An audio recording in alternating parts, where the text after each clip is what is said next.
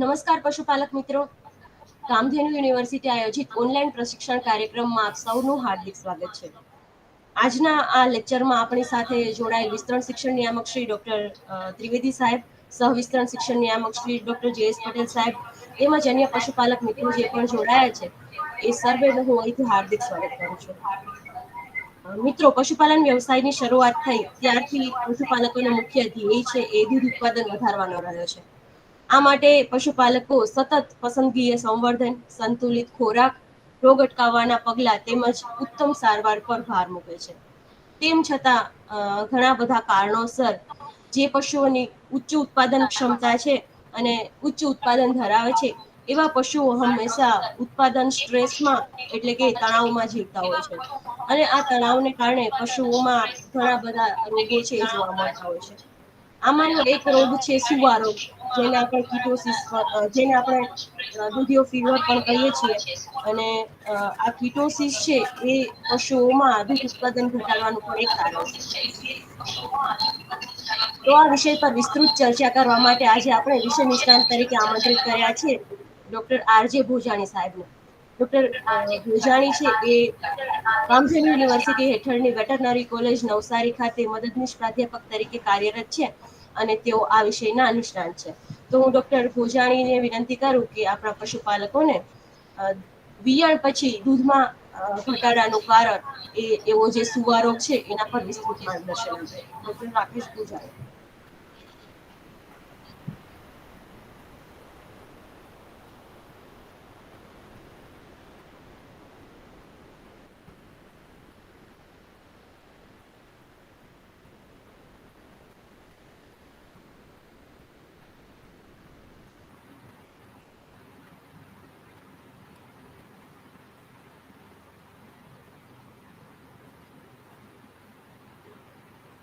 Hello.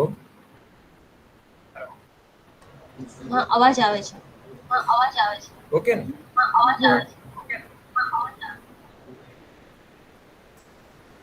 આજની આ online પ્રશિક્ષણ કાર્યક્રમમાં ઉપસ્થિત માનનીય વિસ્તરણ શિક્ષણ નિયામક શ્રી તથા ડોક્ટર સદાબેન વેકરિયા અને અન્ય સહપાઠી તથા પશુપાલક મિત્રો, ખરેખર આ વિષય જે છે એ એટલો અગત્યનો છે કે સુવા રોગ એટલે કે આખી લગભગ આ સિરીઝના ભાગની રૂપમાં આપણે એક થી 5 ભાગ માટે સુવારોગ જેટલા બી જોવા મળે, સુવારોગ આપણે ઘણીવાર શું થાય કેલ્શિયમ ઘટવું એને જ કહેતા હોઈએ. ખરેખર એ સુવારોગ નથી, પણ આપણે ગામડાની અંદર મોટા ભાગે શું થાય કેલ્શિયમ ઘટી જવું એને જ આપણે સુવારોગ કહેતા હોઈએ છીએ. તો ખરેખર આ જે સુવારોગ જે છે એ પશુપાલન જે વિયાણ જે છે જાનવરનું એની આસપાસના જે સમયગાળામાં થતા જે રોગો છે તેને આપણે સુવારોગ મોટા ભાગે કહેતા હોઈએ છીએ. અને આ જે સુવારોગ જે છે એ તાજા વિયાણ જે પશુમાં સૌથી વધારે મોટા ભાગે જોવા મળતો પણ અને આ જે સુવારોગ છે વિયાણા પહેલા પણ જોવા મળે છે. એ પણ ખાસ આપણે ધ્યાન આપવું જોઈએ. તો આગળની જે અલગ 1 થી 5 ભાગ જે છે એ આ 5 ભાગની અંદર આખી સિરીઝ જે છે 1 થી 5 ભાગની અંદર આપણે વિગતવાર જે તે પ્રમાણે આયોજનબદ્ધ આપણે ચર્ચા કરીશું. એમાં સૌથી પહેલું જે વિષય છે કે વિયાણ પછી દૂધના ઘટાડાનું કારણ, તો કે સુવારોગ. એટલે મોટાભાગે જે આપણે કેલ્શિયમની ઉણપ કહેતા હોય એના કારણે કેટલા બધા રોગો જે છે એ થવાની શક્યતા રહેતી હોય છે. અને આ રોગો અને આ જે કેલ્શિયમ ઘટવું અથવા કેલ્શિયમની ઉણપ વિયાણા પહેલા જે હોય છે તેને મોટાભાગે આપણે કહેતા હોઈએ છીએ કે રોગોનું પ્રવેશ દ્વાર. બરાબર? એટલે બધા જ રોગો, માનો કે ઉથલા મારે પશુ અથવા તો જે બી એમનું જે વિયાણા પછી બગાડ બહાર આવવું અથવા તો વિયાણના સમયે અથવા વિયાણમાં તકલીફ થવી, બચ્ચું બહાર ન કાઢવું, એવા કેટલા બધા રોગો જે થતા હોય એ મોટાભાગે કેલ્શિયમની ઉણપ અથવા તો ઉર્જા જે છે શરીરની અંદર પૂરતી શક્તિ ન હોય તેમના કારણે થતા હોય. અને ત્રીજો ભાગ છે એ પણ એ સુવારોગનો આપણે એનો અટકાવવાના ઉપાયો અને એને કઈ રીતે રોકી શકાય તો થતો જ એને અટકાવી શકાય એ રીતે એ બાબતે જોઈશું. અને ભાગ 4 ની અંદર ગ્લુકોઝની ઉણપના કારણે જે કઈ વસ્તુ જે લક્ષણો એના માટે જવાબદાર કારણો છે, જવાબદાર પરિબળ છે, એ આપણે વિગતવાર ચર્ચા કરીશું. અને છેલ્લે જે છે ઘણી વાર શું થાય પશુને આપણે ઘણીવાર મોટા ભાગે જે ચરબી ચડી ગઈ હોય, બરાબર, જેને વૈજ્ઞાનિક ભાષાની અંદર ફેટી કાવ કહેવાય, બરાબર, ફેટ ચડી ગયો, ચરબી ચામડી નીચે આખી તમે પાછળના ભાગની અંદર તમે જોવો તો આખા એ ચરબી ચડી ગયો અને એકદમ આપણે જાનવર તાજુમાજુ લાગે, પણ એનું જે મેઇન કારણ છે એ દૂધના ઘટાડાનું પણ કારણ એ બની શકે છે. સુવારોગ એટલે શું? કે મોટા ભાગે શું થાય, આપણે સુવારોગને વિયાણ પછી પશુ જે બેસી જાય અને ડોક ઢાળીને બેસી રહે, તમે ફોટામાં જોઈ શકો છો એ રીતનું બેઠું હોય તો આપણે માનીએ કે એને સુવારોગ છે, અથવા તો કેલ્શિયમ ઘટી ગયું, આપણે જે ગામઠી ભાષામાં જે કહીએ કેલ્શિયમ ઘટવું, અથવા તો સુવારોગ પણ એને. અને આપણે જ્યાં આ સિરીઝની અંદર પણ સુવારોગ આપણે કેલ્શિયમ ઘટ્યું એને જ કહેવાનો છે.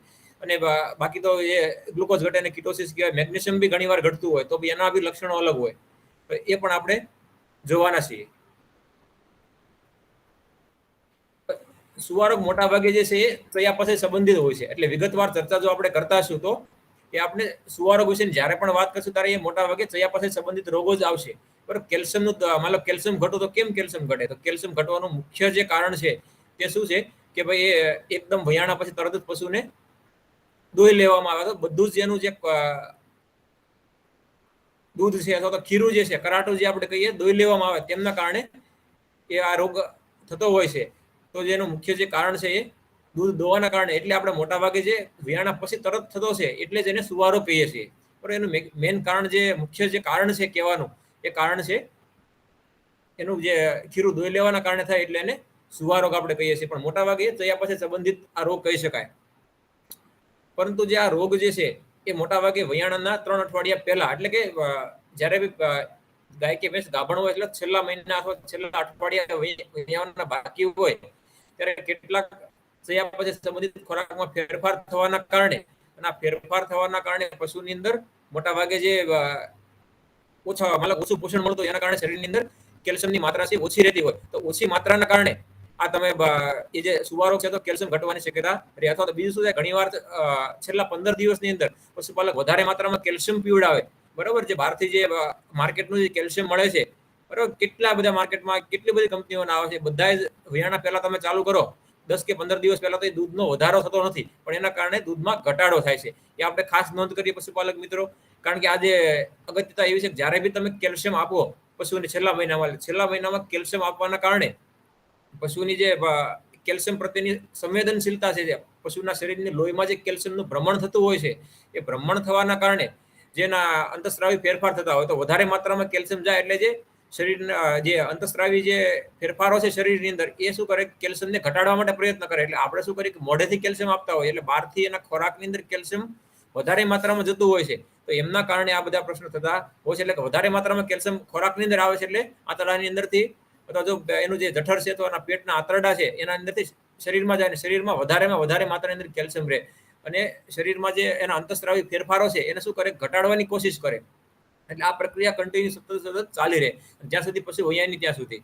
અને આ પ્રક્રિયા જે છે વયાય, જ્યારે બી પશુ તમારું વયા છે એટલે વયાણ પછી તરત જ આ જે કેલ્શિયમ ઘટવાનું, જેને કેલ્શિયમ તમે પાયો એમાં જ કેલ્શિયમ ઘટે, એનું મેઇન કારણ છે કે એની જે અંતસ્ત્રાવી ફેરફારો છે આખા નાશપ્રાય થઈ ગયા અથવા નિષ્ક્રિય થઈ ગયા હોય. નિષ્ક્રિય થવાના કારણે જે ફરીવાર જે કેલ્શિયમનું બેલેન્સ શરીરમાં થવું જોઈએ એ બેલેન્સ થતું નથી, અને બેલેન્સ ન થવાના કારણે આ બધા પ્રશ્નો થતા હોય છે. અને જે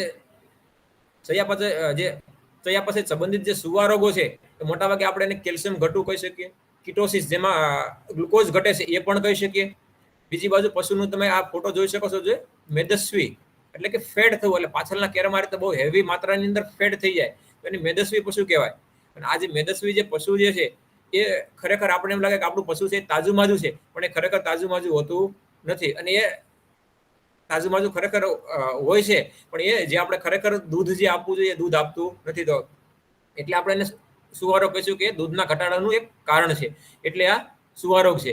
બરાબર, ફેટ એ તરત જ બી તમને જોવા મળશે. આ શું થાય કે આ તમે જે ફેટ જે ચડી ગયેલું છે શરીરના ચામડીના નીચે, એટલું શરીર એમના લીવર ઉપર હોય, એમના શરીરના અન્ય ભાગો જે ફેટ જ્યાં જમા થતું હોય તે ભાગોની અંદર પણ ફેટ હોય છે. તો આ ફેટ જે છે એના કારણે પશુની ઉત્પાદન ક્ષમતા છે, ચયાપચયની પ્રક્રિયા જે છે આખી એ ખોરવાતી હોય છે, અને ખોરવાના કારણે અથવા તો નિષ્ક્રિય થવાના કારણે, અથવા તો એમાં કંઈક ને કંઈક ફેરફાર થવાના કારણે આખું આપણું જે પશુ છે બીમાર થતું હોય છે. અને જે ચોથું જે છે એ મેગ્નેશિયમનું પ્રમાણ. ઘણીવાર શું થાય કે આપણે જમીનના પ્રકાર ઉપર અથવા તો પશુની તાસીર ઉપર અથવા તો ખોરાકની અંદર મેગ્નેશિયમનું પ્રમાણ ઓછું હોય તો પણ આ મેગ્નેશિયમના કારણે કેલ્શિયમનું લેવલ ઓછું થતું હોય, અને કેલ્શિયમના કારણે જાણવાનું છે દૂધ ઓછું થતું હોય છે. એટલે આ બધા જ ના કારણે મોટા ભાગે તમે જોવા જાવ તો એ ડાયરેક્ટ સીધું અને આડકતરી રીતે એને દૂધ સાથે સંબંધ છે. એટલે બધા જ જે રોગો છે શું કરે, દૂધનો ઘટાડો કરે છે. એટલા બધા જ કારણ આપણે સુવા રોગની અંદર કહી શકીએ.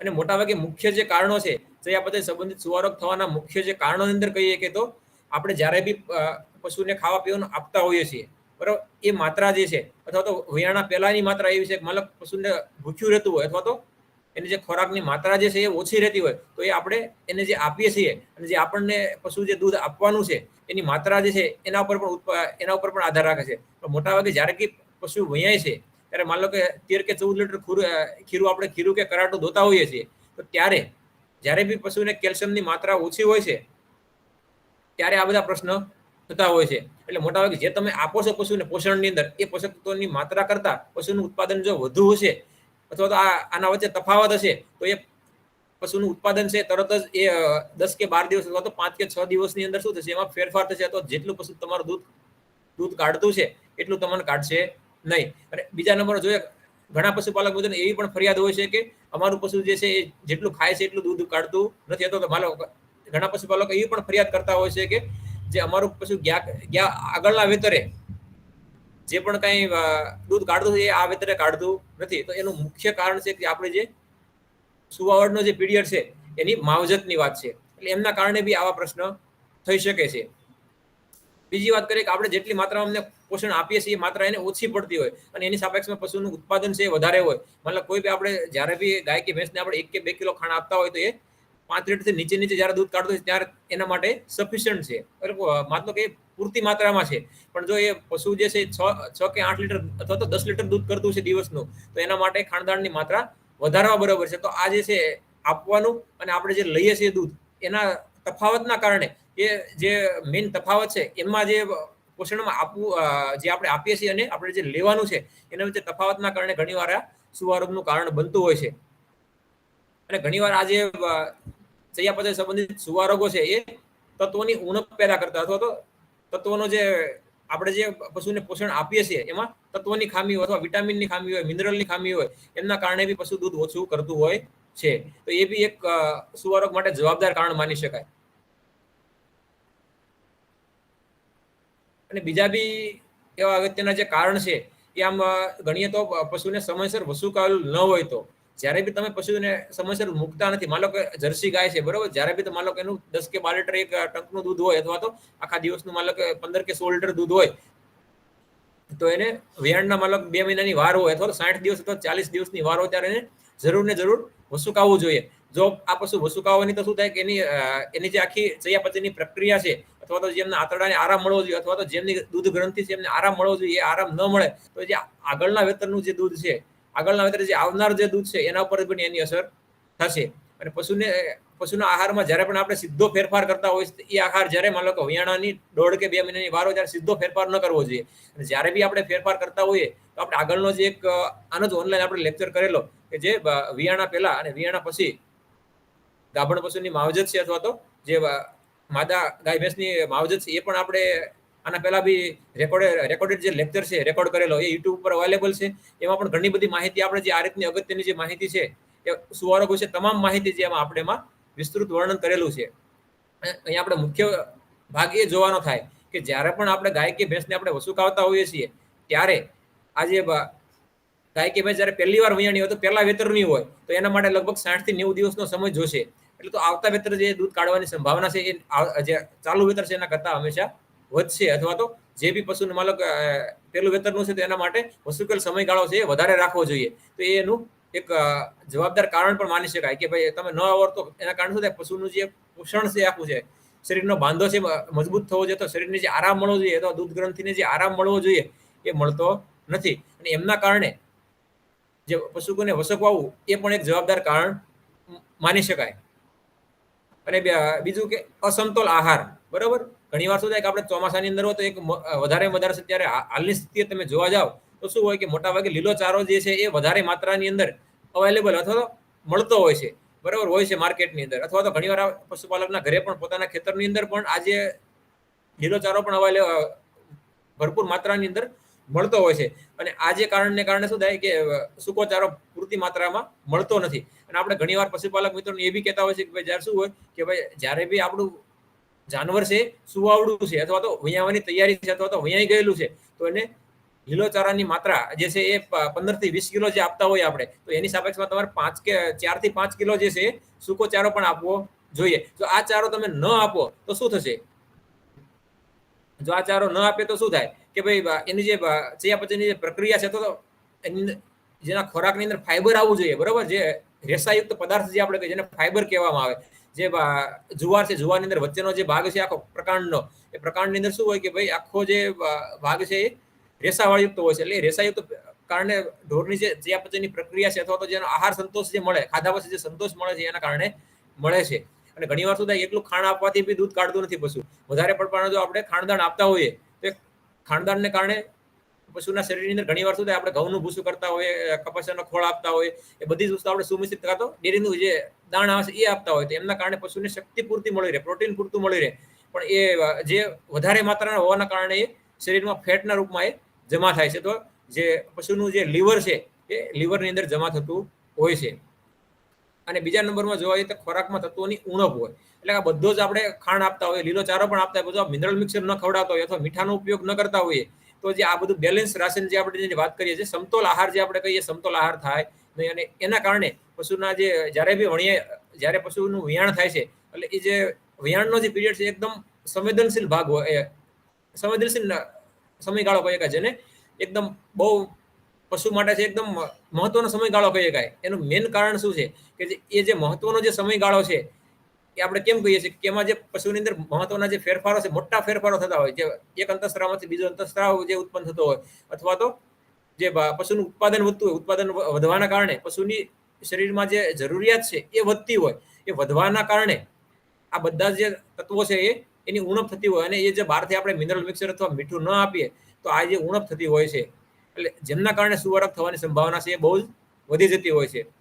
ઘણીવાર વાવાઝોડું હોય, વરસાદ હોય, બહુ ખૂબ જ પ્રકારમાં ઠંડી હોય, તો એવી સ્થિતિમાં બી પણ પશુને આ રીતનું જે બીમાર થાય અથવા તો એના ઉપર જાનવરની ઉપર મોટા ભાગે તણાવ ઉત્પન્ન થતો હોય, એના કારણે આ સુવારોગ થતા હોય છે. અથવા ઘણીવાર શું થાય કે ઘણા પશુપાલક મિત્રો છે એ બહારથી પશુ ખરીદીને લઈ આવતા હોય, તો ખરીદીને લઈ આવવાના કારણે પશુનું સ્થળાંતર થતું હોય. માનો એક જગ્યાએથી બીજી જગ્યાએ લાવે, એટલે જે જગ્યાએ તમે લઈ આવો એ જગ્યાના માટે નવી છે, તો નવી જગ્યા માટે પશુ જે રહેવા માટે ટેવાયેલું હોતું નથી, તો એ પણ એ અનુકૂળ અથવા તો એને જે અનુકૂળ વાતાવરણ હોય એવું વાતાવરણ છે આપવું જોઈએ. અને જ્યારે આવી સ્થિતિ થશે, માનો ઉર્જાની શરીરમાં ખામી છે, અથવા તો જ્યારે બી તમે જે પશુને ખોરાક આપો છો એમાંથી પશુના શરીરને પૂરતી જે આહાર જે છે એ નહીં મળે, તો એ ન મળવાના કારણે જે પશુની અંદર ઉર્જાની ખામી છે, આ ખામી છે એ પશુ શું કરશે, પશુના શરીરની અંદર જે ચામડીના નીચે ફેટ હોય છે, ફેટમાંથી એ ઉર્જા તરીકે એનો ઉપયોગ કરશે. અને ઉપયોગ થવાના કારણે એટલે શું થાય કે એની અંદર જે પશુના જે લોહીનું જે પરિભ્રમણ થતું હોય, એમાં જે આપણે ફેટ કહીએ અથવા કોલેસ્ટ્રોલ જેને આપણે કહેતા હોઈએ, એ ફેટની માત્રા ધીમે ધીમે વધતી હોય છે સર્ક્યુલેશન, લોહીના ભ્રમણની અંદર. એ વધવાના કારણે જે ચયાપચયની પ્રક્રિયા જે છે એમાં ફેરફાર થતો હોય છે. તો આ ફેરફાર થવાના કારણે પણ પશુને સુવારોગ થવાની શક્યતા રહે છે. તો આટલા બહુ જ બધા કારણો જવાબદાર છે, પણ બીજા કેટલા બધા કારણો છે, પણ મુખ્ય જે કારણો હતા એમની આપણે ચર્ચા કરી. આખો જે આ ચાર્ટ જે છે, બરોબર, એ આ પશુને જે રોગ પ્રતિકારક ક્ષમતા છે, માનો પશુનું વિયાણ પછી શુષ્ક પદાર્થો જે ખાય છે એમાં શું થાય, ઘટાડો થતો હોય છે. એટલે માન લો કે જે બી તમે ચારો પાણીનો એમાં જે આપતા હોય આપણે, એ ખાઈને શું કરે, પડ્યું મૂકે, અથવા એના જે ગમાણની અંદર છે વધારા તરીકે અથવા શું કરે કે મોટા ભાગે ઉપરના જે પાંદડાનો જે ભાગ છે, પીછાનો જે ભાગ છે એ ખાઈ જશે, બાકી જે પ્રકાંડનો જે બાકીનો જે પાછળનો જે થડનો જે ભાગ છે છોડનો અથવા તો જે પાકનો, એ પડ્યો રહેશે. તો એમના કારણે બી એનું મેઇન કારણ શું છે કે પશુના શરીરની અંદર જે ઉર્જાની જે છે ઉણપ હોય, અથવા તો લોહીની અંદર ચરબીનું જે છે અથવા તો જે ફેટ જે આપણે કહીએ લોહીની અંદર પરિવહન કરતું, એમના કારણે પશુના શરીરમાં જે આસપાસ જે વિયાણના સમયગાળાની આસપાસ જે ખોરાકની અંદર એ એક મુખ્ય ઘટાડાનું કારણ બને કે એના કારણે શું થશે કે જાનવરને વિયાણા પછી કિટોસિસ થવાની સંભાવના વધી જશે.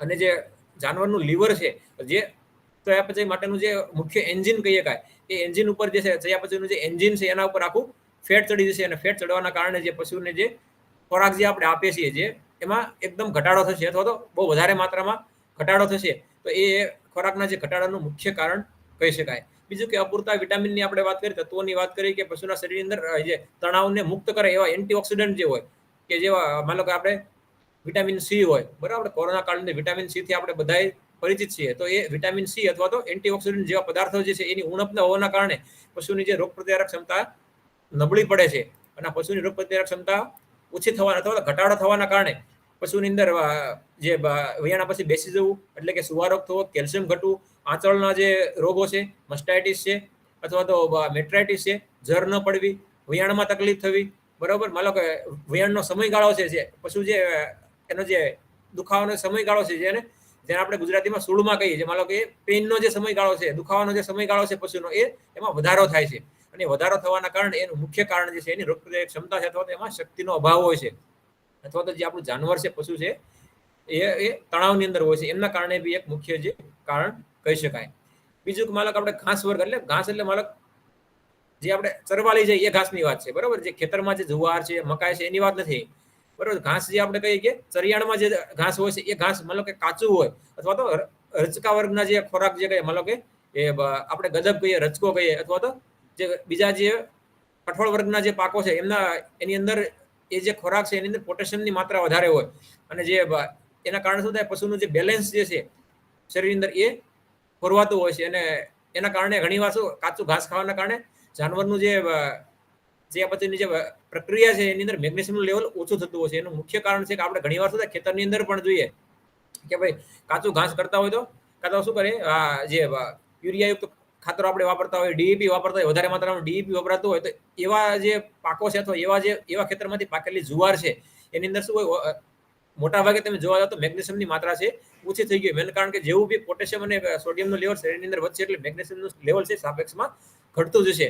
એટલે એ જે લેવલ છે ડાયરેક્ટલી ક્યાં આવે કે જે સીધું જે પશુના ખોરાક જે છે અથવા તમે જે ચારો અથવા તો ખોરાક જે આપણે પશુને આપીએ છીએ એ જે છે એની અંદર મેગ્નેશિયમની માત્રા ઓછી રહેશે અને ઓછી રહેવાના કારણે પશુને સુવારોગ થવાની સંભાવના વધે અથવા શું હોય કે પશુના સ્નાયુ જે છે એમાં નબળાઈ આવશે અથવા પશુને જ્યારે બી વયા છે તરત જ કેલ્શિયમ ઘટવાના પ્રશ્ન થશે. એટલે આવા જે ઘાસ છે અથવા કાચું ઘાસ છે અથવા તો લીલા ચારા જે છે એટલે ખાસ કરીને રચકા વર્ગના જે કહીએ, જે આપણે ઘણીવાર શું થાય કે કાચો ખોરાક ખવડાવતા હોય, જેને કહેવાય કે જ્યારે બી આપણે કોઈ બી જાર કે બાજરી અથવા તો જે બી આપણે કરતા હોય એને ફૂલ આવી જાય અથવા ફૂલ આવું થઈ આવે અથવા તો હાફ ફ્લાવરિંગ સ્ટેજ કહેવાય, જે અંદર માનો કે જે કહડી કે ડુંડી જે આપણે કહીએ બહાર કાઢતા હોય એવા ખોરાક છે એ બરોબર કહેવાય. પણ એનાથી જે નીચે પાકતા એટલે માનો એક મહિનો અથવા 1.5 મહિના પહેલા જેને કહડી અથવા ડુંડી જે બહાર ફૂલ આવ્યા નથી એવો જે ઘાસચારો છે એ પશુ માટે કેલ્શિયમના ઘટાડાનું કારણ બની કે અથવા પોટેશિયમ લેવલ છે એનું જે પોટેશિયમની માત્રા છે એવા ખોરાકની અંદર આપણે જ્યારે બી આપતા હોય ત્યારે વધારે હોય છે, તો એના કારણે બી પશુના સ્નાયુની નબળાઈ થાય અથવા તો કેલ્શિયમ ઘટવાની સંભાવના વધે છે.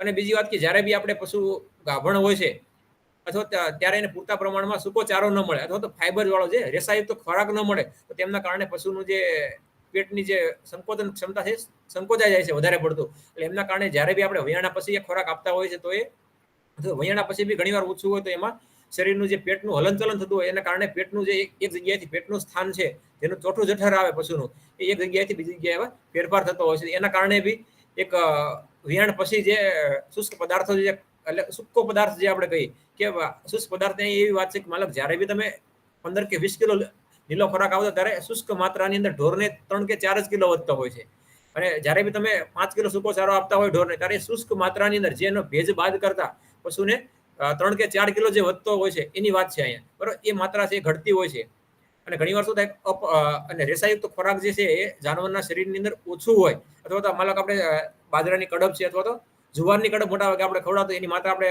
ખોરાકની અંદર ઓછી રાખતા હોય તો એના કારણે પશુને એસિડિટી સતત એસિડિટી રહ્યા કરતી હોય તો એના કારણે ઘણીવાર લંગડાપણ બી થાય અને પશુને જે વયાણા પછી અથવા તો વયાવાની થોડી જ્યારે વાર હોય છે અથવા 2 કે 3 અઠવાડિયાની વાર હોય ત્યારે પણ ખાવાનું જે ઓછું કરે છે અને બહુ વધારે માત્રામાં ઓછું કરવાના કારણે ઢોરની અંદર જે ગાભણ માદા ગાય કે ભેંસ છે એમની જે શક્તિમાં ઘટાડો થાય અને આ રીતના સુવારોગ થવાની સંભાવના છે એ વધી જાય. અને આવા જે પશુ છે એને વયાણા પછી દૂધ આપવાની જે ક્ષમતા જે છે પાછળના વેતર કરતા બહુ જ ઓછી થઈ જાય છે. એટલે એના કારણે બી આપણે સમતોલ આહાર જે આપવો એ પણ પશુને આવશ્યક છે.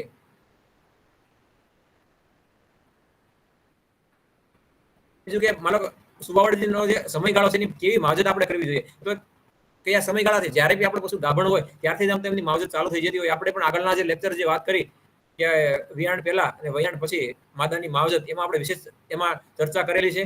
તો ખાસ કરીને જે આજે આ સમયગાળો છે, ખાસ કરીને મુખ્ય સમયગાળાની આપણે વાત કરીએ કે વયાણના 3 અઠવાડિયા પહેલા અને વયાણના 3 અઠવાડિયા પછી. આ સમયગાળો પશુ માટે અથવા જે બી માદા ગાય કે ભેંસ જે વયાવાની તૈયારી છે અથવા તો જે વયાવાનું છે એના માટે પ્રજનન ચક્રનો સૌથી અતિ મહત્વનો જે તબક્કો કહી શકાય. કે આ મહત્વનો જે તબક્કો જે છે એમાં સૌથી મોટા ફેરફારો શરીરમાં થતા હોય અને પશુને તમે સામે શું કરે, જ્યારે બી વયાશે તરત એ ઉત્પાદન આપશે, એટલે પશુને દૂધ આપશે. દૂધમાં કેટલી બધી શક્તિનો જથ્થો છે, વ્યય થતો હોય છે પશુનો. તો એમના કારણે મોટા ભાગે જે આ ફેરફાર થતા હોય, આ દરમિયાન આપણે ખાસ ધ્યાન આપીએ તો સુવારોગો જે થવાની સંભાવના છે બહુ જ ઘટી જતી હોય છે. અને આ જે તબક્કો છે પશુ માટે એકદમ અતિ મહત્વનો તબક્કો કહી શકાય, કે જેમાં પશુને ઉત્પાદન આપવાનું છે, એમનું પશુનું જે પોતાનું સ્વાસ્થ્ય છે એ પણ જાળવવાનું છે. અને આગામી જે પ્રજનન થશે, મતલબ જ્યારે ગાય કે ભેંસ વયાશે, જો અત્યારે ઉર્જાની ખામી હશે, કેલ્શિયમની ખામી હશે શરૂઆતની અંદર, તો શું થશે કે પશુનું જે પ્રજનન સ્વાસ્થ્ય જે છે એ આખું એના કારણે ખોરવાઈ જશે. અથવા જે પશુ વયાણા પછી જે 1.5 કે 2 મહિને ગરમીમાં નિયમિત આવતું નથી. એટલે મોટાભાગના ઘણા બધા પશુપાલકની આ ફરિયાદો છે કે અમારું પશુ જ્યાં સુધી દૂધ કાઢે છે અથવા તો વયાણા પછી બહુ મોડું વેતરે આવે છે અથવા તો મોડું ગરમી આવે છે તો મોડું બોલે છે. આ બધા જે કેટલા બધા ફરિયાદો છે હોય છે. તો મેઇન કારણ શું છે કે આપણે વયાણા પહેલાની જે માવજત છે અથવા તો સુવાવડનો સમયગાળો જે છે એ સાચવતા ન હોય. આમ તો જોવા જઈએ તો દિવાળી પછીનો સમયગાળો હોય એ દરમિયાન જે કે ગાય કે ભેંસ વયાય, એટલે મોટાભાગે ખેતીમાં બી સિઝન ચાલુ હોય અને શું હોય કે અને જાનવરને વયાવાનો બી ટાઈમ હોય. તો આ મોટાભાગે પશુપાલક મિત્રો એવું શું હોય, મારા ખેતીના કામની અંદર પડી ગયેલા હોય અથવા તો લાણીનો સમય હોય, લણણીનો સમય હોય, તો એમાં એમના કારણે પશુ પર ધ્યાન આપી શકતા નથી. એવા સમયે આવા જે સુવારોગો છે એ થવાની સંભાવના વધી જતી હોય. કારણ કે આ જે વયાણના 3 અઠવાડિયા પહેલા અને વયાણના 3 અઠવાડિયા પછીની જે બરોબરની જે માવજત છે એ થતી નથી. તો એમના કારણે ઘણીવાર એ આગળના વેતન દૂધ પણ ઓછું આવે છે, મેલ ન પડે, અથવા તો વયાણમાં સમય વધારે લે, વયાણમાં તમારે બચ્ચું ખેંચીને બહાર કઢાવડાવવું પડે. આ બધા જે પ્રશ્નો થાય એ આ સમયગાળાની અંદર અપૂરતી માવજતના કારણે થતા હોય છે. અને જો સુવાવડનો સમયગાળો જે આ 3 અઠવાડિયા પહેલાની જે વાત છે એ તમે વ્યવસ્થિત કરો, તો આગામી જે એની પ્રજનન પ્રક્રિયા તો નેક્સ્ટ જે જ્યારે બી બીજી વાર ગરમીમાં પશુ આવશે આવતા વયાણ પછી, એ તરત 1.5 વેતરની અંદર અથવા તો 1.5 મહિનાની અંદર અથવા તો 2 મહિનાની અંદર આવી જશે. એનો આદર્શ સમયગાળો કહીએ કે 3 મહિનાની અંદર તો આવી જ જવું પડે. અને જે માલક તમારે આપવાનું અને તમારું જે પશુ જે તમને આપે છે અને તમે જે પશુને આપો છો એ બંનેમાં જો સમતુલા હશે તો પશુ કદી એ બીમાર થતું નથી. એની પ્રજનનની જે પ્રક્રિયા જે છે એ એકદમ જળવાઈ રહે છે. તો આ બધી જ વસ્તુ એ એમના કારણે જળવાઈ રહે છે. બધું જ જે જળવાવાનું જે મુખ્ય કારણ છે સુવાવડનો સમયગાળો છે.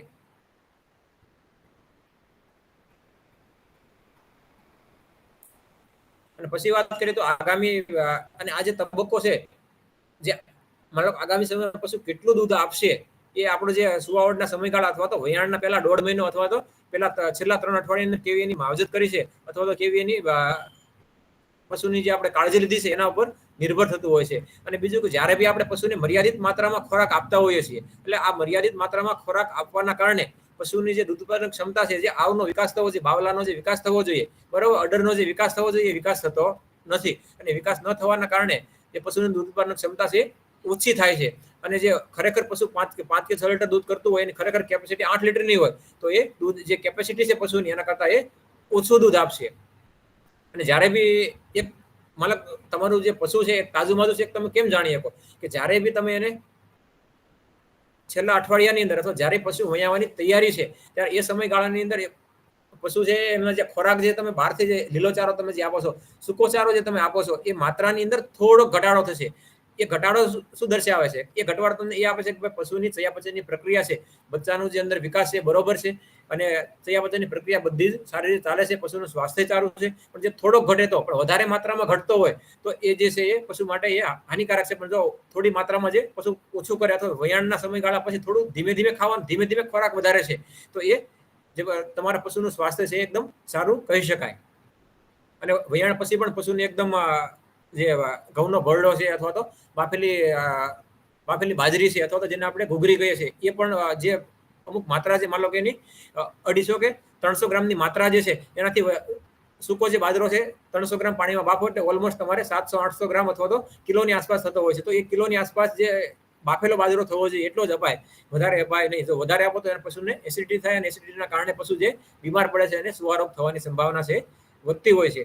એટલે જે પણ છેલ્લા અઠવાડિયામાં જે સૂકો ચારો અને લીલો ચારો જે ખાવો પશુને અથવા તો જે ટોટલીનો જે ખોરાક લેતો હોય એમાં થોડો ઘટાડો કરે તો એ પશુપાલક માટે જે એની જે પશુની ચયાપચયની જે પ્રક્રિયા છે સારી છે, એની એક નિશાની છે.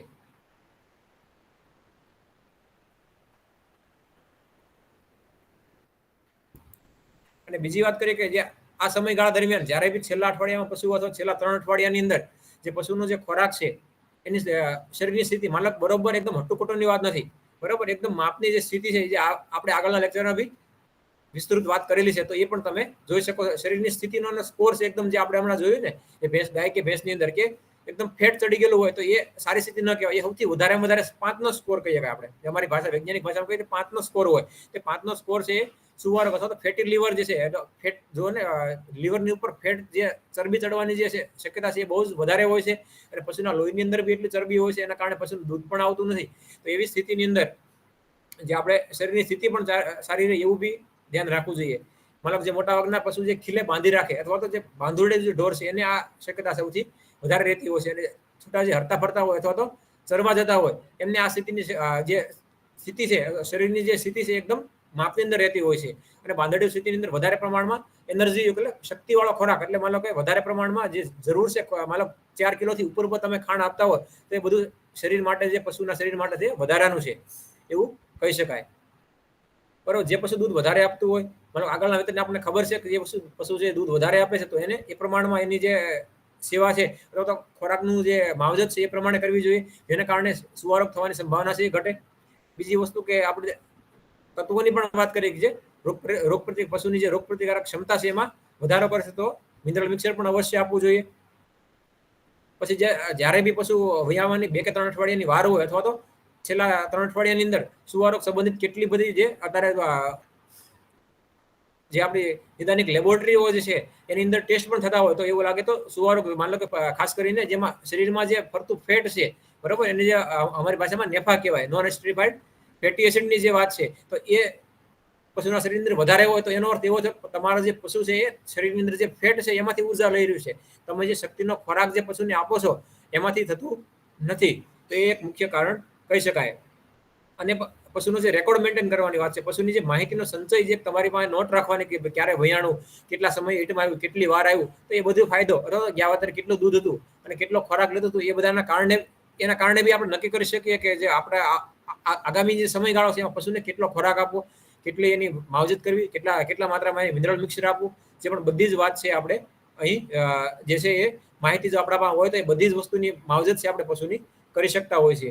અને બીજું કે સમતોલ માત્રામાં આહાર તો બહુ અગત્યનો છે, બરોબર. મતલબ જ્યારે પશુ ગાભણ છે ત્યારે ગાભણ પશુની અંદર ખાસ કરીને જે આપણે કેટલો ખોરાક આપવો એ તમે જોઈ શકો. જે ટેબલ છે જે કોષ્ટક છે એની અંદર આપેલું છે. મતલબ જ્યારે બી તમે પશુ ગાભણ છે ત્યારે લીલો ચારો 15 થી 20 કિલો અને 400 કિલોનું જ્યારે વજન હોય જાનવરનું તો તમે એટલો અંદાજિત સમયગાળો એટલો જે લીલો ચારો જે છે તમે આપી શકો છો. અને સૂકો ચારો જે 4 થી 5 કિલો તમે આપી શકો છો. અને ખાણદાણ છે એ તમે 3 કિલોની આસપાસ તમે આપી શકો. અને ખોળવરનું કોઈ બી મતલબ કપાસિયાનો ખોળ છે, ટોપરાનો ખોળ છે, ટોપરાનો હોય તો 1/2 કિલો તમે આપો અથવા 1.5 કિલો આપો. અથવા તો બીજી વાત છે મતલબ જે કપાસિયાનો ખોળ હોય તો 1 કિલો તમે આપો.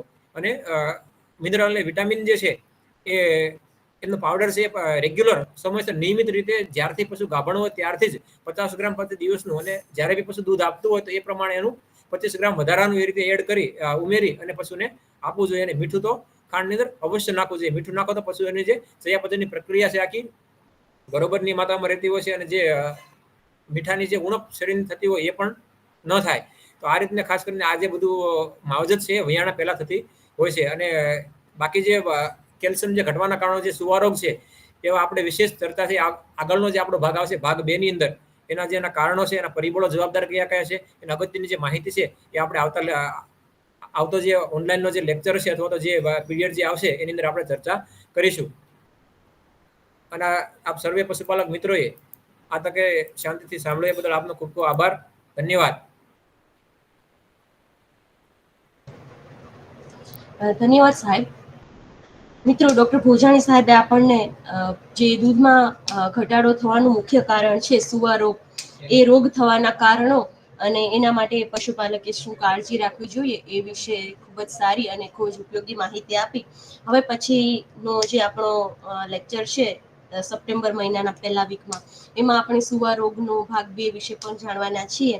તો આજે જે માહિતી ડૉક્ટર ભોજાણી સાહેબે આપણને આપી એ આપણા પશુપાલકોને ખૂબ જ ઉપયોગી થશે.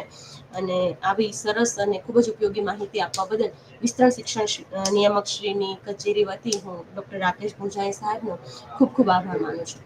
તો મિત્રો, આ બાબતે આજનો જે આપણો વિષય હતો એ બાબતે જો આપને કોઈ પણ પ્રશ્ન હોય તો આપ વિસ્તરણ શિક્ષણ નિયામક શ્રીની કચેરી, કામધેનુ યુનિવર્સિટી, ગાંધીનગર ખાતે ટપાલ અથવા ઈમેલથી મોકલી આપશો તો આપના પ્રશ્નોના જવાબો છે એ અમે આપના સુધી મોકલી આપીશું.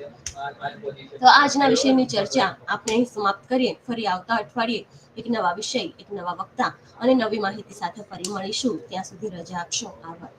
આભાર ભોજાણી સાહેબ.